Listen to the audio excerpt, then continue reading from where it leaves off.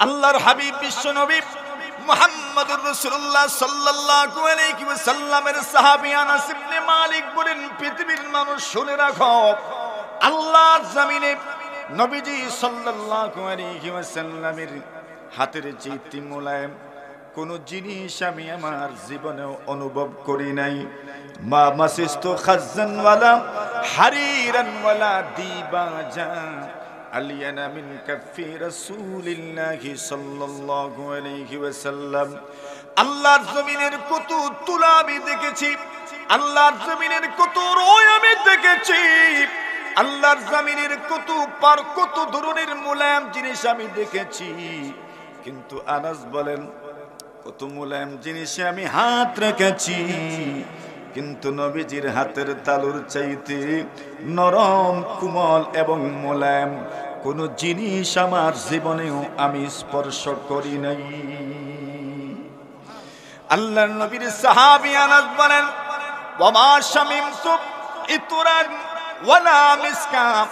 আল্লাহর নবীজি সাল্লাল্লাহু আলাইহি ওয়াসাল্লামের শরীরের ঘামের চাইতে সুঘ্রাণযুক্ত কোন আতর, কোন পারফিউম, কোন মিশকে আম্বার আমার জীবনেও নবীজির শরীরের ঘামের চাইতে সুগন্ধযুক্ত কোন জিনিস আমার নাকে লাগে নাই। এত সুগন্ধি নবীজি। আল্লাহর পয়গম্বর নিজে বলছেন, এর উম্মত এই পৃথিবীর মধ্যে যে জিনিসগুলো আমার কাছে প্রিয়, সেই প্রিয় জিনিসগুলোর মধ্য থেকে একটা জিনিস হচ্ছে আত্মীব। আল্লাহ রাসূল বলেন, খুশবু আমার কাছে বড় প্রিয় জিনিস। 2 নম্বরে রাসূল বলেন, আন-নিসা। যে 3টা জিনিস আমার কাছে প্রিয়, সেই 3 জিনিসের 2 নম্বর হলো পুণ্যবতী মহিলা। সুবহানাল্লাহ, জোরে বলেন, জোরে বলেন। আল্লাহর হাবিব বলেন, এই দুনিয়ার মহিলাদেরকে আমার কাছে পছন্দনীয় করে তোলা হয়েছে। মহিলাদেরকে আমি পছন্দ করি, নারীদেরকে পছন্দ করি, নারীদেরকে পছন্দ করি। 3 নম্বর বলেন, ওয়াজুইলাত কুররাতু আইনি ফিস সালাম। রাসূল বলেন, এর উম্মত এই দুনিয়ার 3 নম্বর যে জিনিসটাকে আমি পছন্দ করি, সেই 3 নম্বর জিনিসের নাম হলো নামাজ। জোরে জোরে বলেন, জোরে বলেন। এবার মিলান দেখি। 1 নম্বর, মাশাআল্লাহ, 1 নম্বর সুগন্ধি, 2 নম্বর, 3 নম্বর মধ্যখানে নারী, আগে সুগন্ধি, এরপরে হইল নামাজ, মধ্যখানে হলো নারী। এইবার বলেন, সুগন্ধির মর্যাদা আপনার কাছে কি রকম? সকলেই বলবেন ওইটার কোনো জবাব নাই।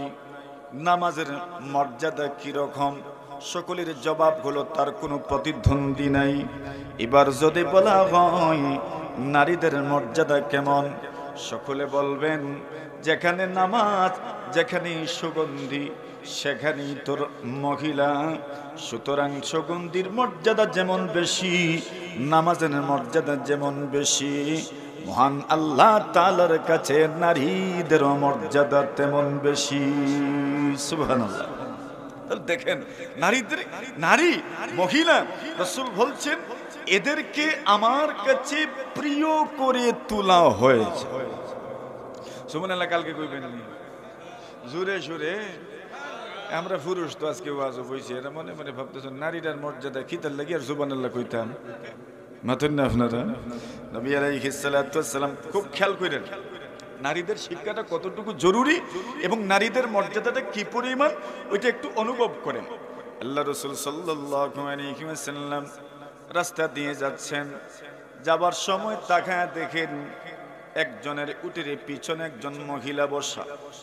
যেমন ভাবে আপনার আমার বাইকের পিছনে, আপনার আমার মোটর বাইকের পিছনে অনেক সময় নারীরাও থাকেন। একজন পুরুষ যদি আপনার মোটর সাইকেলের পিছনে বসেন, যত দ্রুত গতিতে আপনি চালাবেন, একজন মহিলা থাকলেও কি এই পরিমাণ গতিতে চালাবেন? বলেন, এটা তো বুঝছেন এখন প্র্যাকটিক্যালি। একজন মহিলা যদি আপনার মোটর বাইকের পিছনে থাকেন, আপনি এত দ্রুততার সাথে মোটর বাইক চালাবেন না। একজন পুরুষ থাকলে তো অসুবিধা কি? আইল্যান্ডে লাগছে তো কি সমস্যা? কোনো অসুবিধা নাই, লাগুক না অসুবিধা কি? কেউ তো তার বন্ধুরে বুঝাইবার লাগে ইচ্ছা কইরে ঠেস খাওয়ায়, ঠিক না ঠিক? আল্লাহর হাবিব সাল্লাল্লাহু আলাইহি ওয়াসাল্লাম লক্ষ্য করে দেখেন, একজন সাহাবী নাম হলো আনজাসা রাদিয়াল্লাহু তাআলা আনহু। উনার উটের পিছনে একজন মহিলা বসা, আর দ্রুত গতির সাথে উনি উনার উটটা হাঁকাচ্ছেন। মানে এত দ্রুততার সাথে উট হাঁকায় নিয়ে যাচ্ছেন।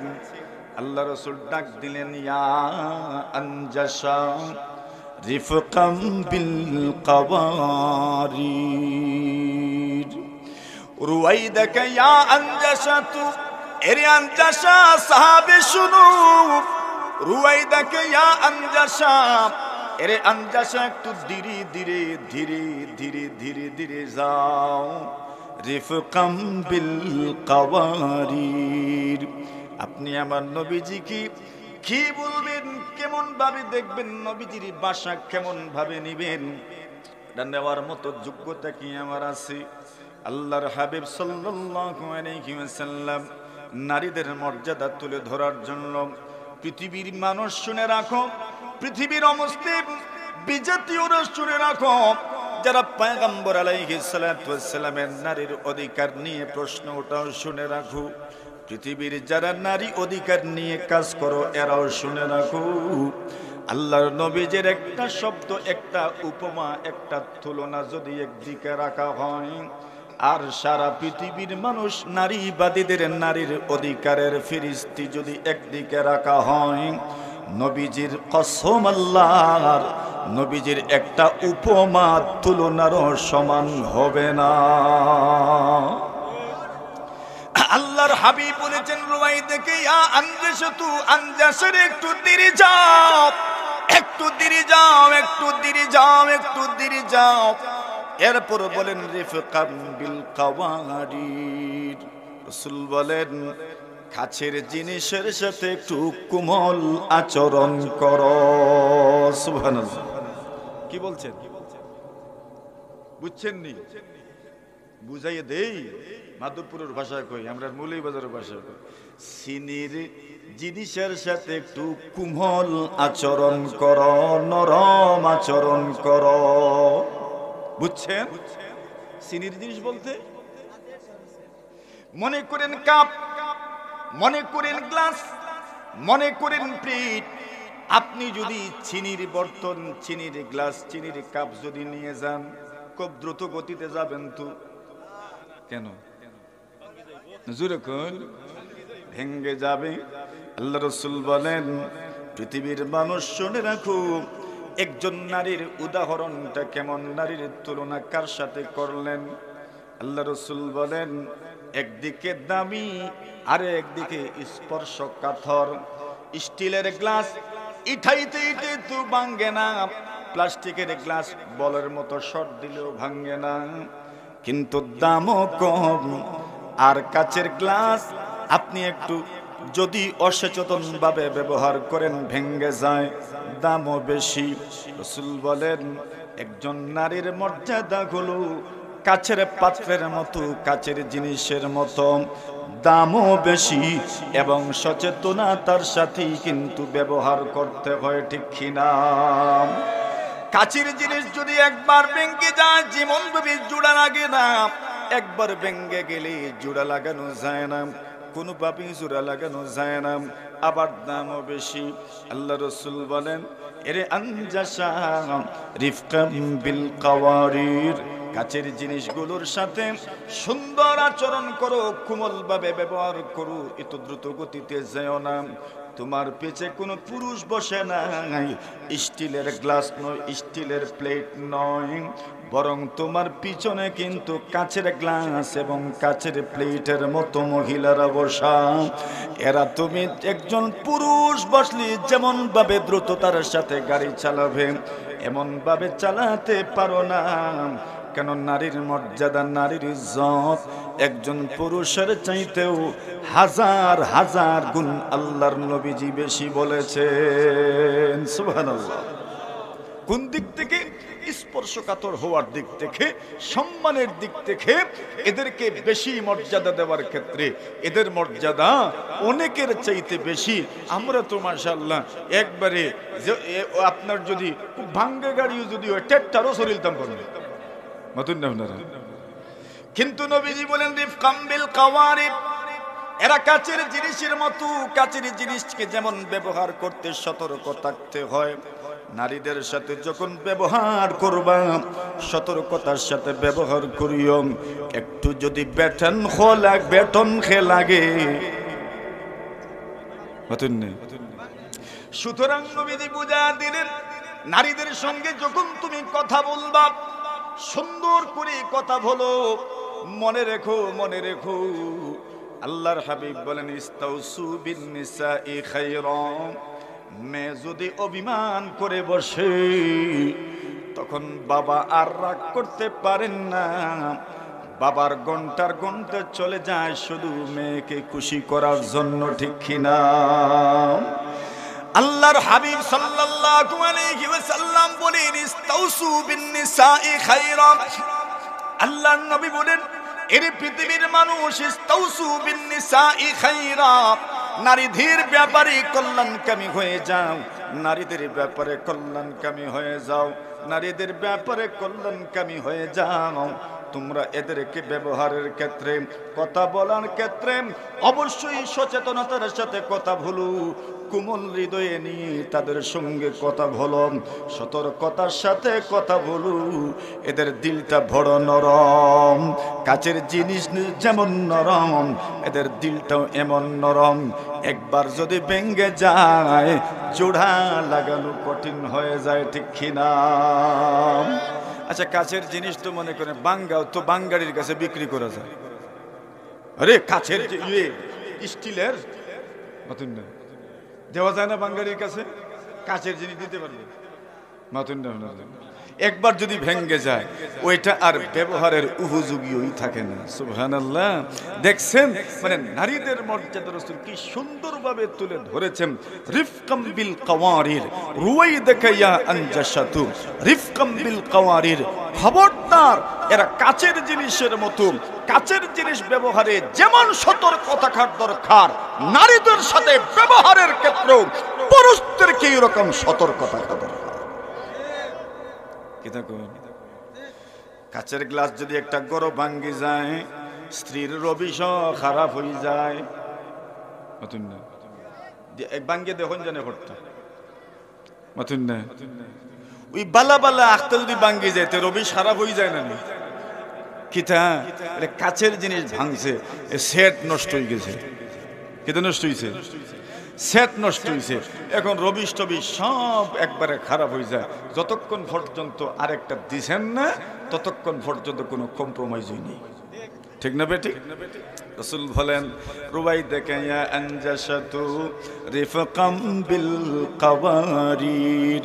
এই জন্য যদি কারো বাড়িতে গিয়ে গ্লাস ভেঙে দেন তবে শুধু পুরুষের কাছে সরি বললে হবে না, পুরুষের মাধ্যমে ঘরওয়ালার কাছেও সরি পৌঁছায়া দিয়েন, ঠিক না বেঠিক?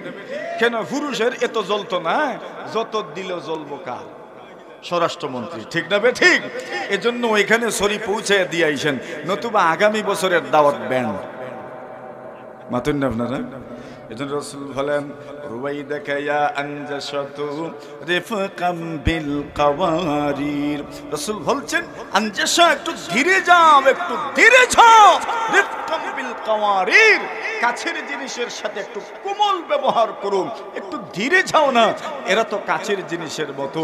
এক শব্দ এক তুলনায় বোঝা গেছে আল্লাহর রাসূল নারীদেরকে কোন পর্যায়ে রেখে গেছেন, ঠিক না বেঠিক?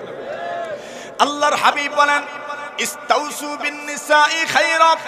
এই পৃথিবীর মানুষ নারীদের ব্যাপারে কল্যাণকামী হও, কল্যাণকামী হও, এদের জন্য তোমরা কল্যাণকামী হও। কেন? রাসূল বলেন ফাইন্নাকুন্না খুলিকনা মিন দালাইন। আল্লাহর রাসূল বলেন নারীদেরকে সৃষ্টি করা হয়েছে বাঁকা হাড্ডি থেকে বাঁকা হাড্ডি থেকে বাঁকা হাড্ডি থেকে। আল্লাহ রাসূল বলেন কোন জিনিস যদি বাঁকা হয়ে সৃষ্টি করা হয় ওইটা জীবনেও সোজা করা। জোরে কম। আল্লাহর হাবিব বলেন দেখেন ওইটা আবার নেগেটিভ নিয়েন না।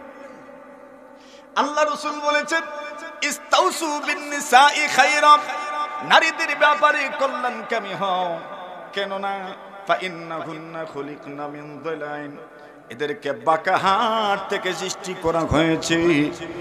কোন জায়গায় বাঁকাই তো সুন্দর। এই মাইকেল স্ট্যান্ড যদি বাঁকা না হতো তবে আমি ওয়াজ করতাম কেমনে?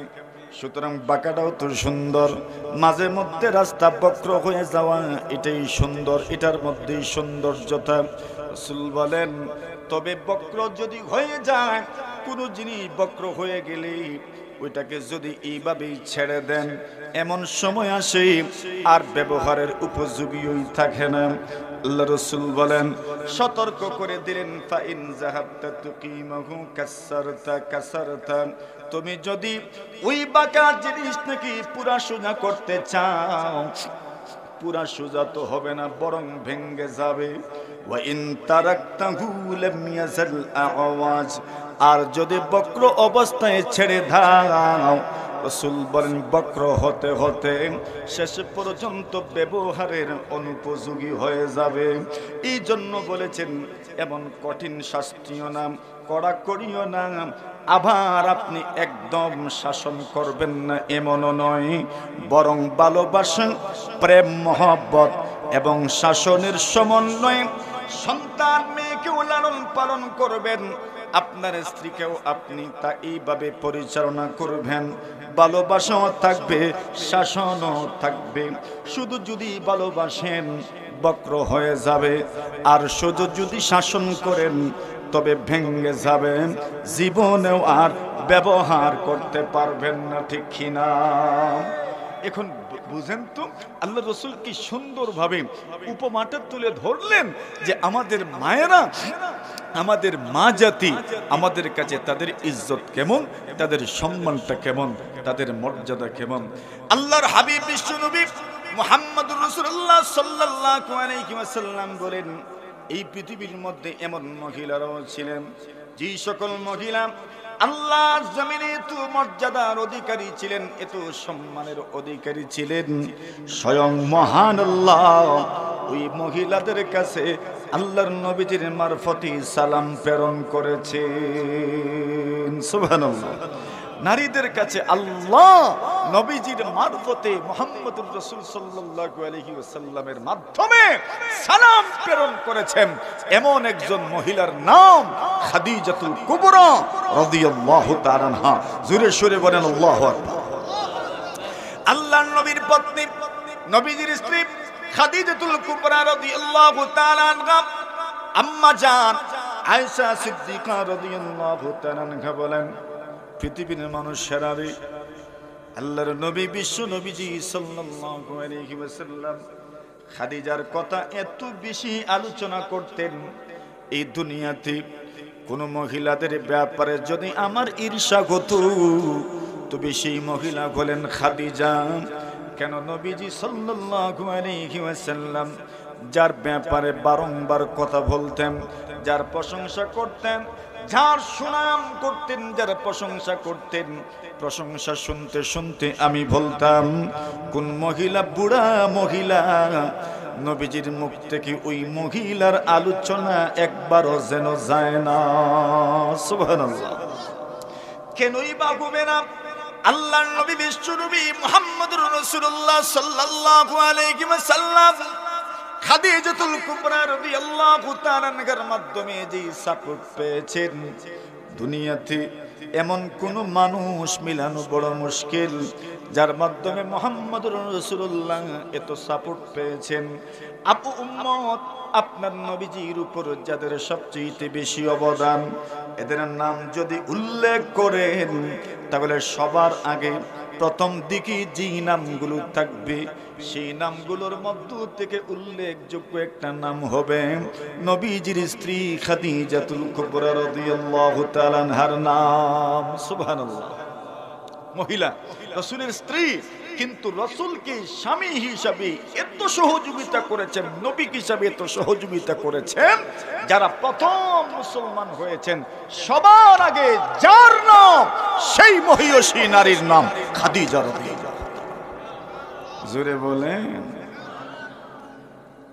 সবার আগে যার নাম, তার নাম খাদিজা। আল্লাহর হাবিব সাল্লাল্লাহু আলাইহি ওয়াসাল্লাম গারে হেরায় অভিপ্রাপ্ত হলেন। বাড়িতে গেলেন একমাত্র খাদিজা, আর তো কেউ নাই।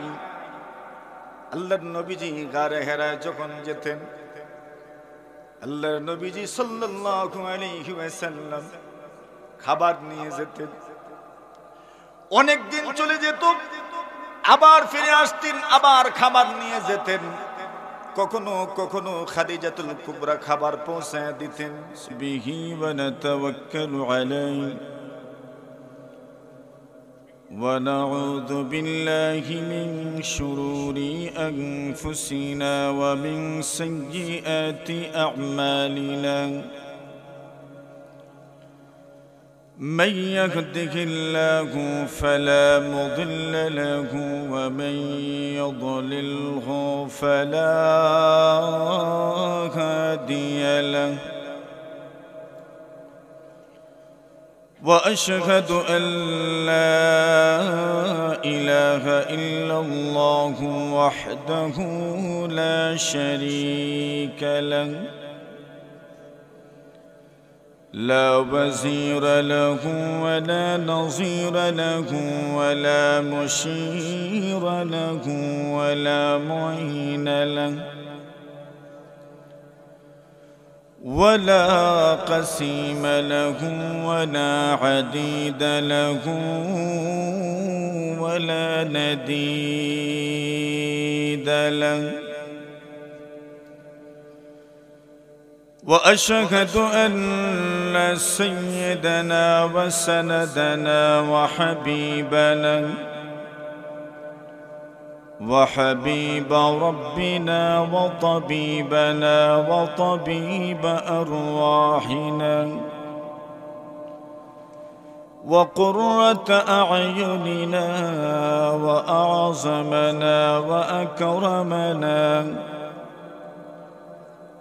وأولانا ومولانا محمدا عبده ورسوله الذي أرسله الله تعالى إلى كافة الناس بشيرا ونذيرا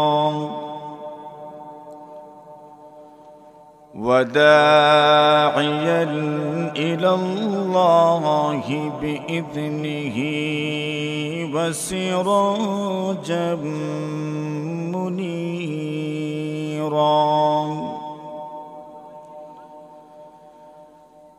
أما بعد فأعوذ بالله من الشيطان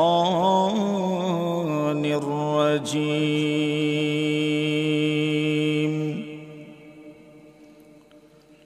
بسم الله الرحمن الرحيم.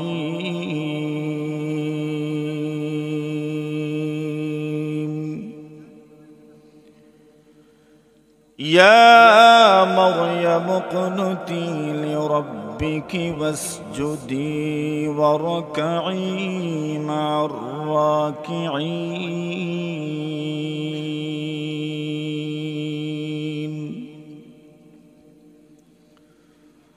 وقال رسول الله صلى الله عليه وسلم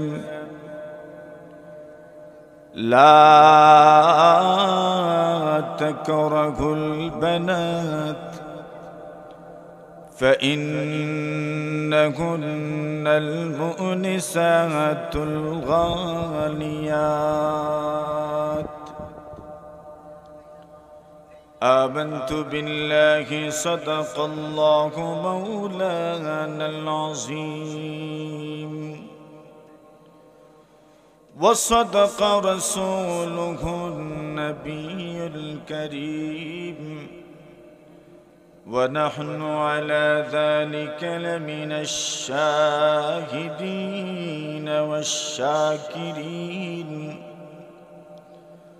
والحمد لله رب العالمين صلى الله على سيدنا ومولانا محمد وعلى آله وأصحابه وسلم صلى الله على سيدنا ومولانا محمد وعلى آله وأصحابه وسلم ঐতিহ্যবাহী অঞ্চল মাধবপুর নোয়াঘাও তালিমুল কোরআন মাদ্রাসার উদ্যোগে আয়োজিত অধ্যক্ষার ইনামি জলসার সম্মানিত সভাপতি মুআজ্জাজ মুকাররম হযরত উলামায়ে কেরাম, মুরব্বী সাহেবান, যুবক ভাইয়েরা, পর্দার আড়ালে অবস্থানরত অত্যন্ত শ্রদ্ধেয়া সম্মানিতা মা ও বোনেরা, আল্লাহ পাক রব্বুল আলামিনের অসংখ্য অগণিত শুকর আদায় করছি, যিনি আমাদেরকে সময়ের বরেণ্য বুজুর্গ, আমাদের আত্মার আত্মীয় হযরত শাইখে মাধবপুরী রাহিমাহুল্লাহু তাআলার প্রতিষ্ঠিত এবং আমাদের প্রিয়জন হযরত মাওলানা নুরুল মুত্তাকিন জুনায়েদ হাফিজাহুমুল্লাহ কর্তৃক পরিচালিত মাধবপুর মাদ্রাসার ইনামি জলসায় আল্লাহ আমাদেরকে উপস্থিত হওয়ার তৌফিক দান করেছেন। এজন্য আমরা সকলেই কৃতজ্ঞতা শুকরিয়া জ্ঞাপন করছি। আমরা সকলেই পড়ি আলহামদুলিল্লাহ। আমরা যারা পুরুষ, আমরা তো দিন শিখতে পারি বড় সহজে, ওয়াজ মাহফিলেও আমরা আসতে পারি, কিন্তু আমাদের মা বোন যারা, ওনারা ইচ্ছা করলেও এমন দিনী মজলিসে অংশগ্রহণ করতে পারেন না, ঠিক না বেটি? কিন্তু ইসলাম যতটুকু পুরুষকে মূল্যায়ন করেছে, মহিলাদেরকে, নারীদেরকেও মূল্যায়ন করেছে। হাদিস শরীফে রাসূল আকরাম সাল্লাল্লাহু আলাইহি ওয়াসাল্লাম বলেন, আন-নিসাউ শাকাঈকুর রিজাল, নারীরা পুরুষের মতোই। পুরুষ যেমন আদম সন্তানের এক ভাগের নাম, আদম সন্তানের আরেক ভাগের নাম হইল নারী। কি নাম? মানে মহিলা। এবার বলছেন আন-নিসাউ শাকাঈকুর রিজাল, অর্থাৎ নারীদের অধিকার, নারীদের মূল্যায়ন পুরুষের মতোই। সুবহানাল্লাহ। বরং কোনো কোনো ক্ষেত্রে নারীদের মর্যাদা এবং মূল্যায়ন ইসলাম অনেক বড় করে তুলে ধরেছে। আপনি কোরআন সুন্নাহ যদি ঘাটাঘাটি করেন তো দেখবেন সবচেয়ে বেশি নারীদের অধিকার নিয়ে কোরআন এবং সুন্নাহের মধ্যে বক্তব্য আছে। কেন? পুরুষেরা তো মাশাআল্লাহ মোটামুটি শক্তিশালী, এটা কোন আপনার তো অধিকারের প্রশ্ন যখন আসে, পুরুষেরা নারীদের উপর থেকে, নারীদের কাছ থেকে জোর করেও অধিকার আদায় করতে পারে, ঠিক না বেটি? কিন্তু নারীরা তো জোর করে অধিকার আদায় করার কোনো সক্ষমতা তাদের নাই। এজন্য ইসলাম নারীদের ব্যাপারটা অত্যন্ত গুরুত্বের সাথে তুলে ধরেছে, যেন মানুষ নারীদের অধিকারের ব্যাপারে সচেতন হন এবং নারীদের তাদের প্রত্যেকের অধিকার যেন সকল পুরুষ স্বতঃস্ফূর্তভাবে আদায় করে। এজন্য ইসলাম নারীদের অধিকার নিয়ে জোরালো বক্তব্য দিয়েছে। হাদিস শরীফে রাসূল আকরাম সাল্লাল্লাহু আলাইহি ওয়াসাল্লাম বলেন, নারীরা পুরুষের মতোই, পুরুষের যেই বিধিবিধান নারীদেরও সেই বিধিবিধান। তো পুরুষদের যেমন দিন শিক্ষা করা জরুরি, নারীদেরও দিন শিক্ষা করা জরুরি। বরং কোনো কোনো ক্ষেত্রে তো নারীদের দিন শিক্ষা করা পুরুষদের চাইতেও আরো বেশি জরুরি।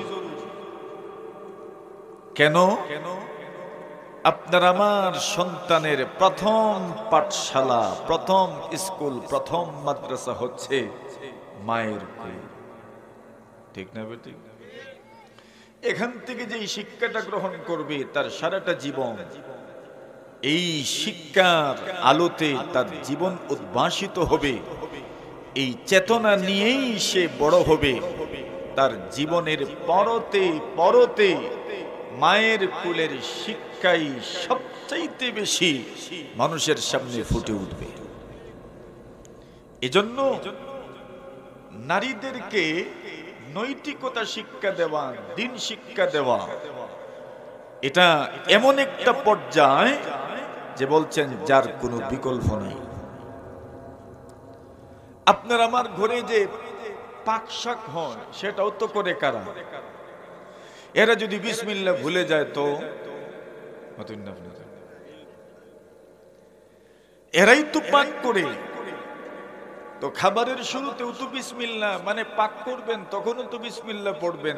না হয় যদি বিসমিল্লাহ অভ্যস্ত না হয় তাহলে আপনার খাবার পাক করা হইল বিসমিল্লাহ ছাড়া।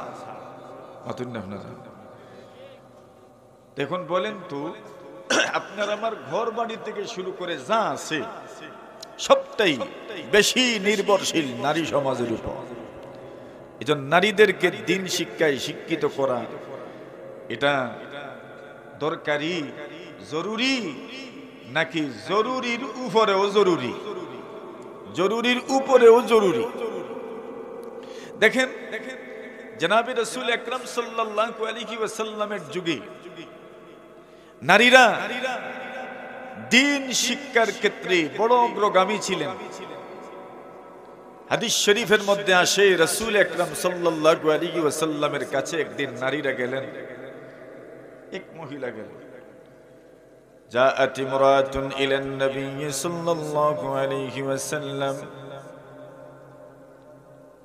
এক মহিলা নবীজির কাছে গেলেন, আর গিয়েই আল্লাহর রাসূলকে বললেন, ইয়া রাসূলুল্লাহ, পুরুষেরা সব সময় আপনার কাছে ভিড়ে, আমরা তো পারি না।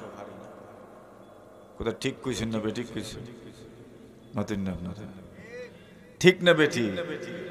পুরুষেরা আপনার কাছে ভিড়ে, আমরা তো পারি না সব সময়। গালাবানা আলাইকা রিজাল, পুরুষেরা আপনার কাছে সব সময় ভিড়ে, সব সময় আপনার কাছে পুরুষেরই তো বসে থাকে। অগনবীজি যাহাবার রিজালু বিহাদিসিক, এরা আপনার কাছে বসে আপনার হাদিস শিখে, আপনার হাদিস শুনে। এরা বড় আলেম হয়, অনেক হাদিস মুখস্থ করে, অনেক হাদিস বর্ণনা করে আমরা তো ইচ্ছা করলেও পারি না। আল্লাহর নবীজি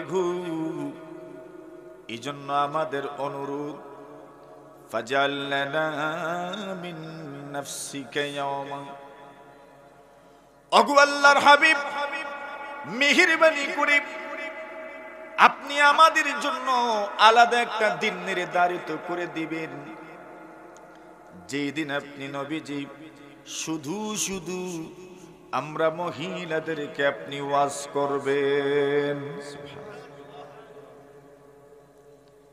শুধু আমরা মহিলাদেরকে আপনি ওয়াজ করবেন, এমন একটা দিন আপনি নির্ধারণ করে দিন যেদিন আমরা একত্রিত হব আর আপনি আমাদেরকে ওয়াজ করবেন। আল্লাহর রাসূল বললেন, আপনাদের আবেদন মঞ্জুর করা হইল। এখন দিন নির্ধারিত হইল। এই দিন রাসূল আকরাম সাল্লাল্লাহু আলাইহি ওয়াসাল্লাম নারীদেরকে, মহিলাদেরকে ওয়াজ করতেন, নসিহত করতেন। আল্লাহর রাসূল সাল্লাল্লাহু আলাইহি ওয়াসাল্লাম তাদের সামনে গুরুত্বপূর্ণ বিষয়াশয় তুলে ধরতেন, আর এরাই আগামী দিনে গুরুত্বপূর্ণ যত বিষয়াশয় উম্মতের জন্য জরুরি, সেই বিষয়গুলো ওনারাই উম্মতের কাছে পৌঁছে দিয়েছেন। আল্লাহর হাবিব বিশ্বনবী মুহাম্মদুর রাসূলুল্লাহ সাল্লাল্লাহু আলাইহি ওয়াসাল্লাম বলেন, হুব্বিবা ইলাইয়া মিন দুনিয়াকুম সালাস। আল্লাহর রাসূল বলেন, এরে উম্মত, এই দুনিয়ার তিনটি জিনিস আমার কাছে পছন্দনীয়। এই দুনিয়ার কোন জিনিস এমন নেই যেই জিনিসগুলোর সাথে মানুষের দিল লাগবে, যেই জিনিসগুলো মানুষের কাছে আপন হবে, এমন আসলে কিছুই নাই। কেন? আমরা তো জানি আল্লাহর নবী বিশ্ব নবীজি বলেছেন, এই দুনিয়ার এমন কোনো কিছু নাই যাকে খুব গুরুত্ব দেওয়া হবে। কেনই বা গুরুত্ব দিবেন? লাউ কানাতিদ দুনিয়া তাদিলু ইনদাল্লাহি জানাহা বাউদা। আল্লাহর হাবিব বলেন, এই দুনিয়া আল্লাহর কাছে এতটুকু মূল্যবান নয়, এতটুকু মূল্যবান নয়, মশা এবং মাছির পরের সমান নয়। একটা মাছিরও দাম আছে, কিন্তু রাসূল বলেন ওই দুনিয়ার এতটুকুও দাম নাই। আল্লাহর নবীজি বলেন, আল্লাহর কাছে যদি এই পৃথিবীর মূল্য মাছি মশার পরের সমান হতো, মা সাকা কাফিরান শারবাতা মা। আল্লাহ রাসূল বলেন, আল্লাহ পাক পৃথিবীর কোন কাফির বেঈমানকে এক ফোঁটা পানিও পান করাতেন না, কিন্তু পৃথিবীর কোনো মূল্যই নাই। এই জন্য আল্লাহর জমিনে যারা আল্লাহ মানে এবং মানে না, কোন মানুষ এখনো না খেয়ে মারা যায় নাই, ঠিক কিনা? মানে আল্লাহ সকলকে দেন এই পৃথিবী, আল্লাহ পাক মুমিনদেরকেও দেন, যারা মুমিন নয় তাদেরকেও দেন, দুনিয়া দেন। কেন? ওই দুনিয়ার তো কোনো মূল্যই নাই। আল্লাহ রাসূল বলেন, এইবার মূল্যহীন এই পৃথিবী, মূল্যহীন এই দুনিয়া, এই দুনিয়ার পুরোটা দুনিয়াই যেখানে মূল্যহীন, ওই দুনিয়ার কোনো একটা জিনিসের প্রতি আপনার মহব্বত হবে তা তো কোনোভাবেই কামনা করা যায় না। কিন্তু রাসূল বলেন, এত কিছুর পরেও এই পৃথিবীর তিনটি জিনিস আমি নবীজির কাছে বড় প্রিয়। সুবহানাল্লাহ, কথা বুঝেছেন? এই পৃথিবীর আসলেই তো কোনো মূল্য নাই, কিন্তু মূল্যহীন পৃথিবী হওয়ার পরেও এই পৃথিবীর তিনটি জিনিস আমার কাছে বড় প্রিয়। রাসূল বলেন, ওইটা আমি বাছাই করি নাই, বরং আমার আল্লাহ আমার অন্তরে ওই তিনটা জিনিসের মহব্বত ঢুকায়া দিয়েছেন। সুবহানাল্লাহ বলেন, বুঝেন নাই মনে হয়? আমি পছন্দ করি নাই, আমি চুজ করি নাই, আমি বাছাই করি নাই, আল্লাহ নিজেই ওই তিনটি জিনিসের মহব্বত আমার অন্তরে ঢেলে দিয়েছেন। হুব্বিবা ইলাইয়া মিন দুনিয়াকুম সালাস। আল্লাহ তাআলা আমাদেরকে দোয়া শিখিয়ে দিয়েছেন, আল্লাহ হাব্বিব ইলাইনাল ঈমান। আল্লাহ আমাদেরকে আমাদের অন্তরে ইমানের মহব্বত ঢুকায়া দিও। রাসূল বলেন ইমানের মহব্বত যেরকম আছে, আল্লাহর হাবিব বলেন এই রকম আমার অন্তরে আল্লাহ পাক তিন জিনিসের মহব্বত ঢুকায়া দিয়েছেন। মানে আপনাদের দুনিয়ার তিনটি জিনিসের প্রতি রাসূলের ভালোবাসা আছে।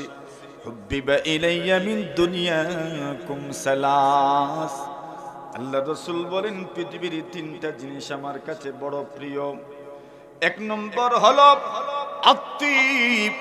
আল্লাহ রাসূল বলেন এই পৃথিবীর মধ্যে যে সুগন্ধি আছে, খুশবু আছে, এই খুশবু আর সুগন্ধি আমি নবীজির কাছে পৃথিবীর যত জিনিস আছে ওই জিনিসগুলোর মধ্য থেকে যে তিনটা জিনিস আমার কাছে প্রিয়, সেই তিনটি জিনিসের প্রথম নম্বরটার নাম হচ্ছে এই পৃথিবীর সুগন্ধিকে মহান আল্লাহ আমার কাছে প্রিয় করে দিয়েছেন। সুবহানাল্লাহ। সুগন্ধি এটা প্রিয়। এবার হিসাব রাখেন, কিন্তু সুগন্ধি এত প্রিয়, এই দুনিয়াতে যত ধরনের সুগন্ধি আছে ওই সুগন্ধিকে সকলেই লাইক করে, সকলেই ভালোবাসে, সকলেই পছন্দ করে। নবীজি সাল্লাল্লাহু আলাইহি ওয়াসাল্লাম কি পরিমাণ সুগন্ধি উনার গায়ে ছিল। হাদিস শরীফের মধ্যে আসে আল্লাহর নবীজি যখন রাস্তা দিয়ে হাঁটতেন সাহাবায়ে কেরাম অনেক সময় রাসূলকে খুঁজে পেতেন না। রাসূল কোন দিকে গিয়েছেন জানেন না, পিছনে পিছনে হাঁটতে থাকেন। কোন দিকে বা গিয়ে তালাশ করবেন?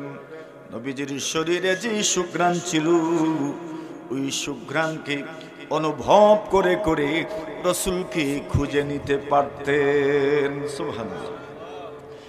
এখন রাস্তা হওয়ার পরেও হাঁটা মুশকিল, আর সেখানে মক্কা মুকাররমা খানা কাবা আল্লাহর নবীজি সাল্লাল্লাহু আলাইহি ওয়াসাল্লামের বাড়ির থেকে প্রায় ৩-৩.৫ কিলোমিটারের মতো দূরের জায়গা, পাহাড়ি অঞ্চল, পাহাড় বেয়ে বেয়ে উপত্যকা দিয়ে গিরিপথ দিয়ে উনি যেতেন।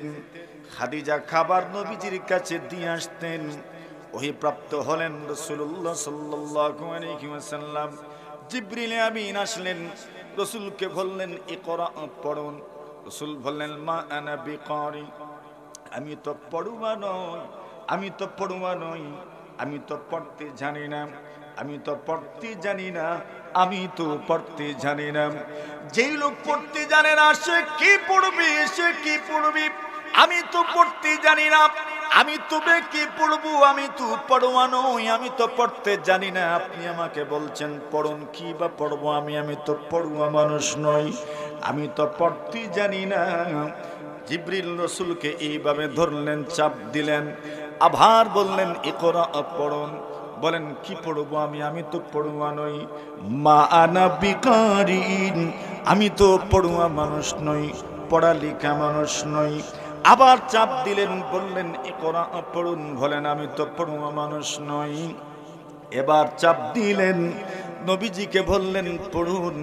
নবীর জবান থেকে বের হলো ইকরা বিসমি রাব্বিকাল্লাযী খালাক, খালাকাল ইনসানা মিন আলাক। এইভাবে সূরা ইকরা আলাকের এই আয়াতগুলো রাসূল তিলাওয়াত করলেন। আল্লাহর নবীজি, বিশ্ব নবীজি চিনেন নাই উনি কে এসেছেন, কে আসলেন। এমন ভাবে চাপ দিলেন পয়গম্বরের শরীরে জ্বর উঠে গেছে, এত জ্বর, এত জ্বর। আল্লাহর নবীজি বাড়িতে ফিরে গেলেন। রাসূল সাল্লাল্লাহু আলাইহি ওয়াসাল্লাম যখন বাড়িতে যাচ্ছেন, এমন ভাবে যাচ্ছেন নবীজি সাল্লাল্লাহু আলাইহি ওয়াসাল্লামের পুরাটা শরীর কাঁপছিল, কাঁধ প্রকম্পিত হয়েছে, অন্তরটা পর্যন্ত প্রকম্পিত হয়ে গেছে। কে চাপ দিল? নূরের ফেরেশতা জিবরিল আমিন রাসূলকে চাপ দিয়েছেন, পুরাটা শরীরে কাঁপ শুরু হয়ে গেছে। বাড়িতে গেলেন, যাওয়ার পরে খাদিজাকে সম্বোধন করে বললেন ওয়া আখবারাকাল খাবার, এবং যা ঘটেছে পুরাটার বিবরণ দিলেন। আর বললেন খাদিজা গো, দেরি করিও না, তাড়াতাড়ি তুমি আমার জন্য কমলের ব্যবস্থা করে দাও। জোরে বলেন কথাটা বুঝছেন ভালো করে? হ্যাঁ, একটা সূক্ষ্ম একটা কথা শোনাই আপনাদের, কষ্ট হইতেছে আপনাদের, একটা কঠিন একটা কথা শোনাই আপনাদের। আল্লাহর হাবিব সাল্লাল্লাহু আলাইহি ওয়াসাল্লাম বলেছেন, কমল দাও। কি বুঝা গেল? গরম লাগছে? শীত লাগছে? জোরে কোন? শীত লাগছে। শুনেন আরেক হাদিস শুনে।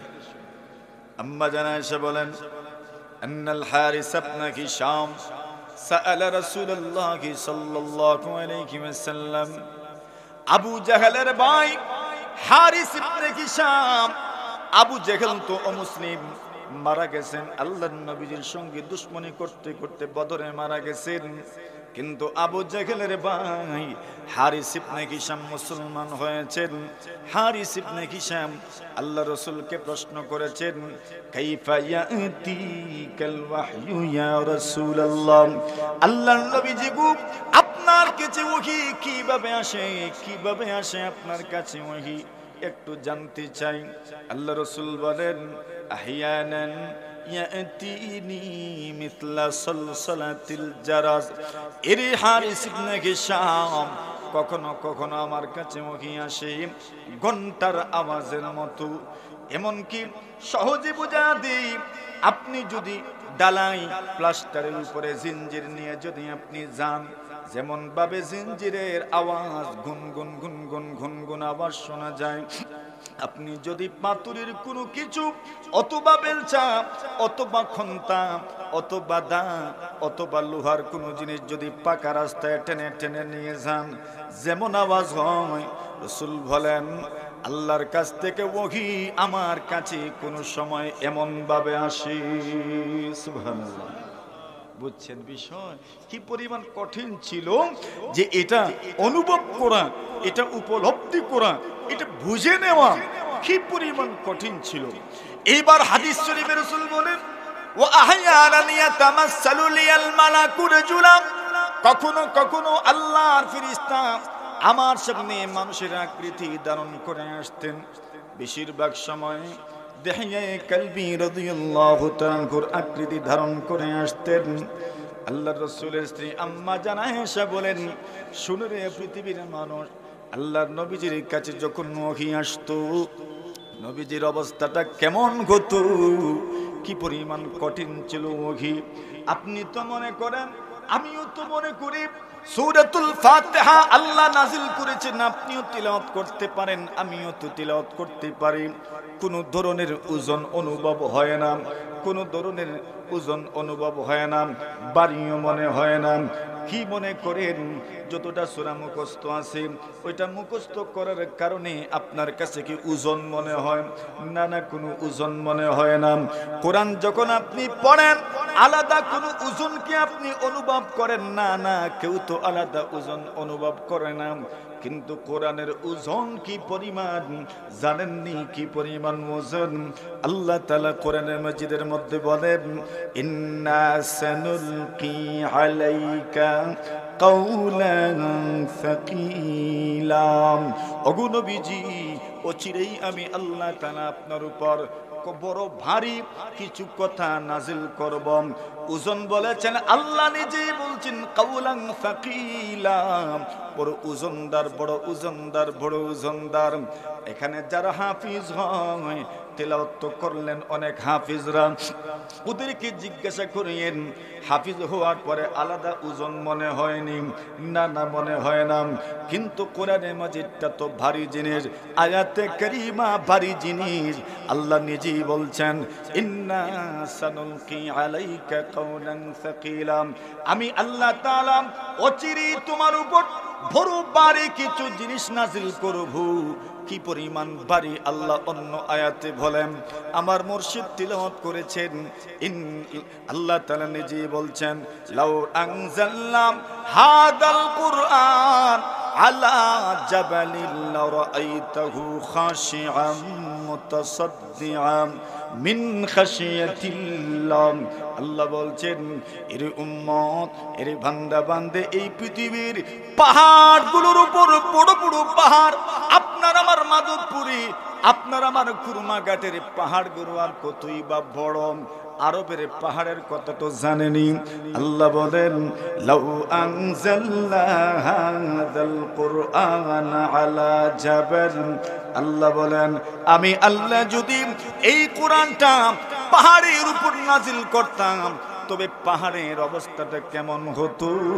আল্লাহ বলেন লা রাআইতাহু খাশিআন মুতাসাদ্দিআন মিন খাশিয়াতিল্লাহ, নবীজি গো আপনি দেখতেন আল্লাহর ভয়ে এবং ওজনে পুরো পাহাড়গুলো ধুলার মতো হয়ে যেত।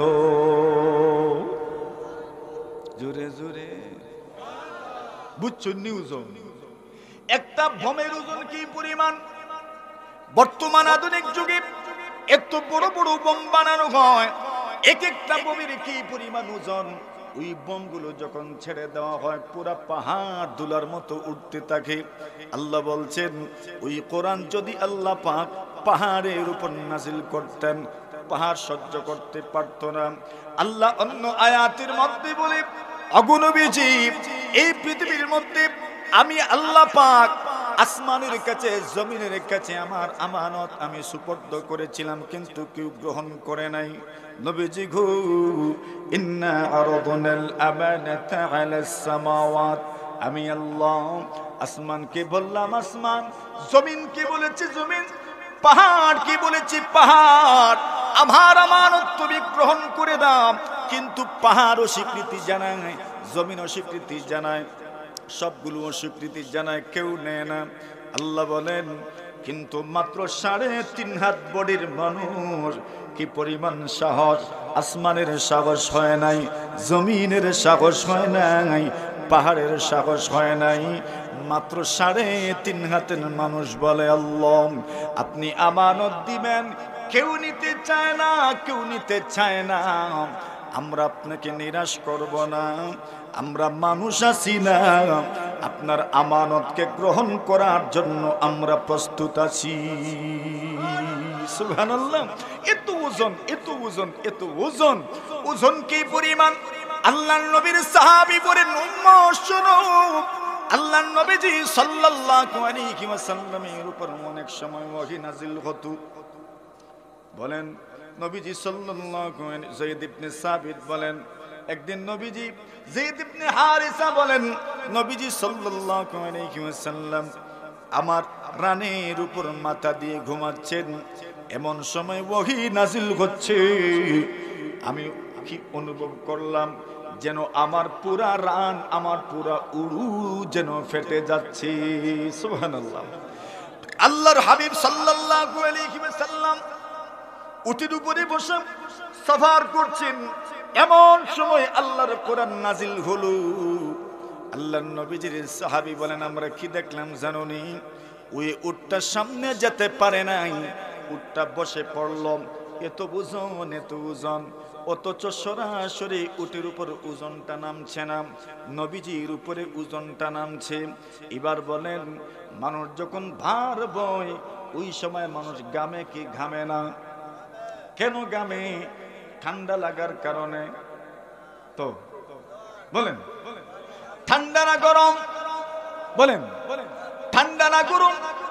শুনেন আম্মা জান আয়েশা সিদ্দিকা রাদিয়াল্লাহু তাআলা আনহা বলেন ওয়ালাকাদ রাআইতুহু ইয়ানজিলু আলাইহিল ওয়াহয়ু ফিল ইয়াউমিশ শাদীদিল বারদ ওয়া ইন্না জাবিনাহু লা ইয়াতাফাসসাদু আরাকা।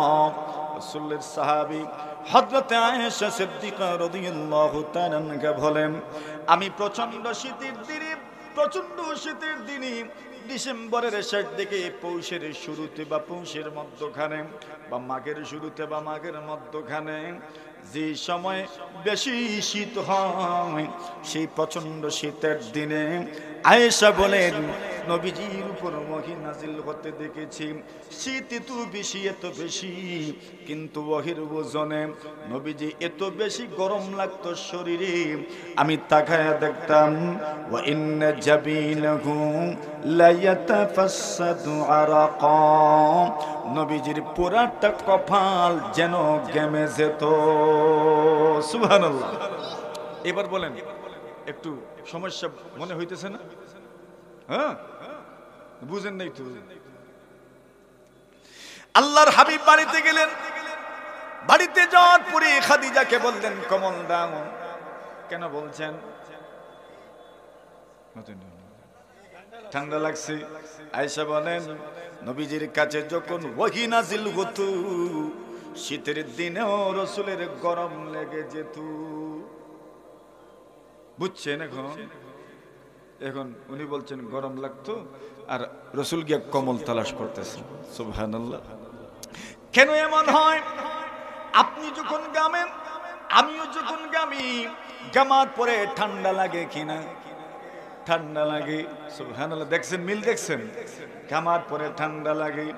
এমনকি ডাক্তারের কাছে সন্তানকে নিয়ে গেলে ডাক্তার বলে ঘামার পরে মুছিয়ে দিয়েন, শুধু পেট মুছিয়েন না, বুক মুছিয়েন না, পিঠটাও মুছে দিয়েন। কেন? ওই গাম থেকে কিন্তু ঠান্ডা লাগে। আপনি যখন ঘামেন, আমি যখন ঘামি, ঘামার পরে শরীরে প্রচন্ড ঠান্ডা লাগে। এই জন্য কমলের দরকার হয়, শীত শীত লাগে। আল্লাহর নবী ওহী নাজিল হওয়ার পরে ঘেমে যেতেন, আর গামটা যখন শেষ হতো তখন ঠান্ডা লাগতো। নবীজি ওহী নাজিল হয়েছে গার হেরায়, হেরা গুহায়, সেখান থেকে রাসূল গেলেন। যেতে যেতে বাড়িতে গেলেন, গাম শুকিয়ে গেছে, এইবার ঠান্ডা লাগছে। নবীজি খাদিজাকে সম্বোধন করে বলেন, খাদিজা গো, ঠান্ডা লেগেছে, তুমি আমাকে কমল দাও। সুবহানাল্লাহ। এই জন্য নবীজিকে কামলিওয়ালা বলে। কি বলে? কামলিওয়ালা মানে কি? কমলওয়ালা। কি ওয়ালা? জোরে বলেন। বুঝছেন নি এখন?